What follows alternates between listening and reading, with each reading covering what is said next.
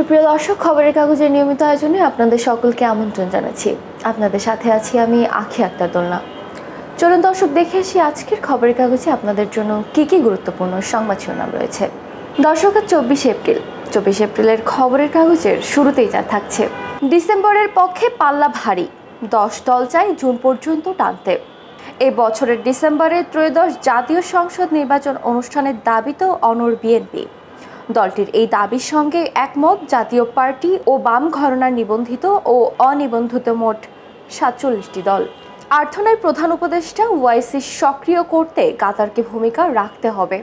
প্রধান উপদেষ্টা ডক্টর মোহাম্মদ ইউনূস বলেছেন, রোহিঙ্গাদের নিরাপদ প্রত্যাবর্তন শুরু করার জন্য ওআইসি সক্রিয় করতে কাতারকে জোরালো ভূমিকা রাখতে হবে। কুয়েটের ভিসিকে সরিয়ে দেওয়া হচ্ছে। খুলনা প্রকৌশল ও প্রযুক্তি বিশ্ববিদ্যালয় কুয়েটে সাম্প্রতিক সময়ে ঘটনাবলীর পরিপ্রেক্ষিতে উদ্ভূত সংকট নিরসন ও শিক্ষা কার্যক্রম দ্রুত শুরু করার লক্ষ্যে বিশ্ববিদ্যালয়ের উপাচার্য এবং উপাচার্যকে দায়িত্ব থেকে অব্যাহতি দেওয়ার প্রক্রিয়া শুরু হয়েছে।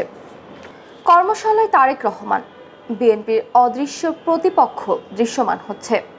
বিএনপির অদৃশ্য প্রতিপক্ষরা আস্তে আস্তে দৃশ্যমান হচ্ছে বলে মন্তব্য করেছেন দলটির ভারপ্রাপ্ত চেয়ারম্যান তারেক রহমান।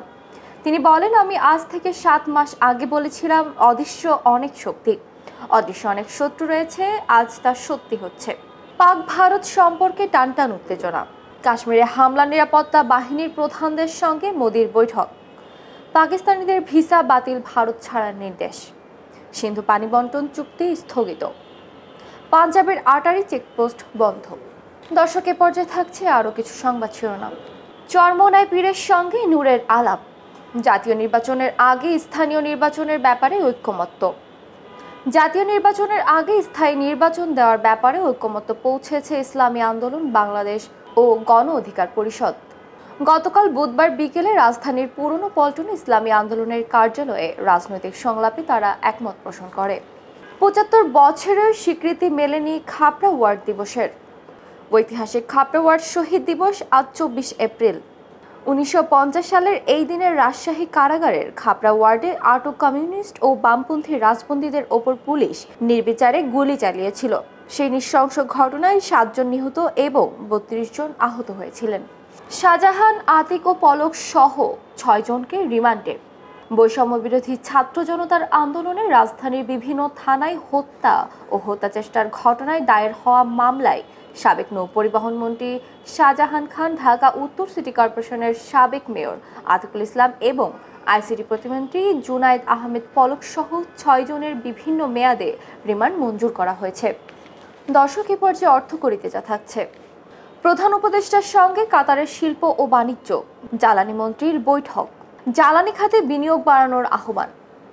প্রধান উপদেষ্টা ডক্টর মোহাম্মদ ইউনূস এবারের সফরে কাতারের জ্বালানি বিষয়ক প্রতিমন্ত্রী সাদ বিন শেরিদা আল কাবির সঙ্গে বৈঠকে বাংলাদেশ জ্বালানি খাতে আরও বিনিয়োগ বাড়ানোর আহ্বান জানিয়েছেন।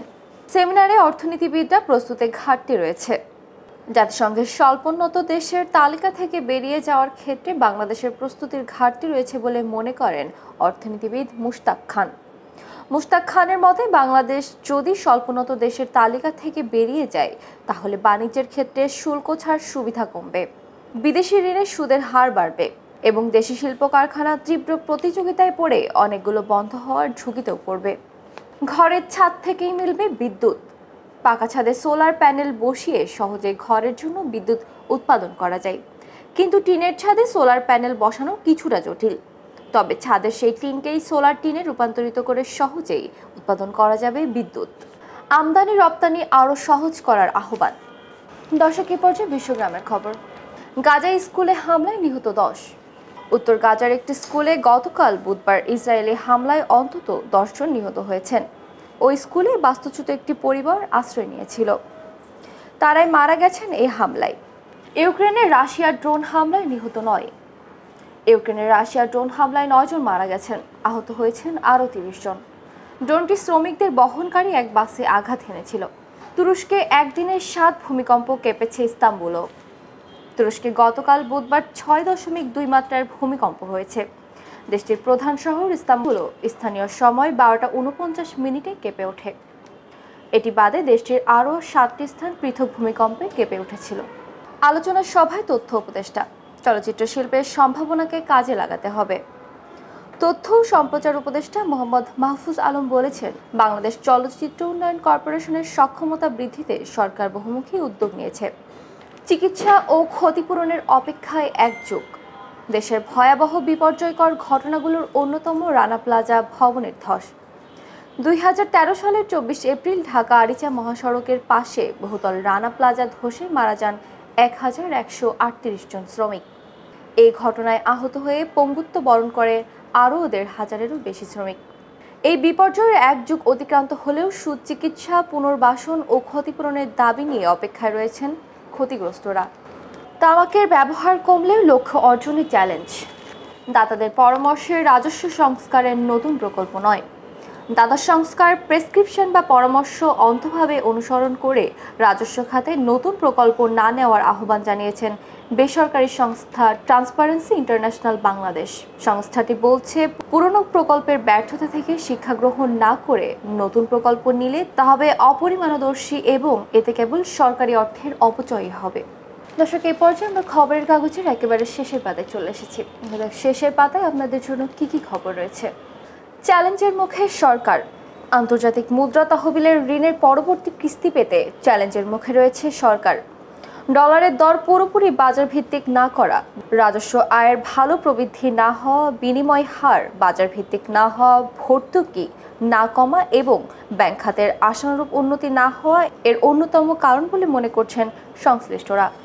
বিশ্ব ব্যাংকের পূর্বাভাস, বাংলাদেশের জিডিপি প্রবৃদ্ধি হতে পারে 3.3%। বৈষম্য বিরোধী আন্দোলনের মামলা, আসামি গ্রেপ্তারে লাগবে না ঊর্ধ্বতন কর্তৃপক্ষের অনুমতি। দর্শক, এই ছিল খবরের কাগজের আজকের আয়োজন। সকল ধরনের আপডেট পেতে খবরের কাগজের সাথেই থাকুন। খবরের কাগজ, নিখাত, নির্ভীক, নিরপেক্ষ।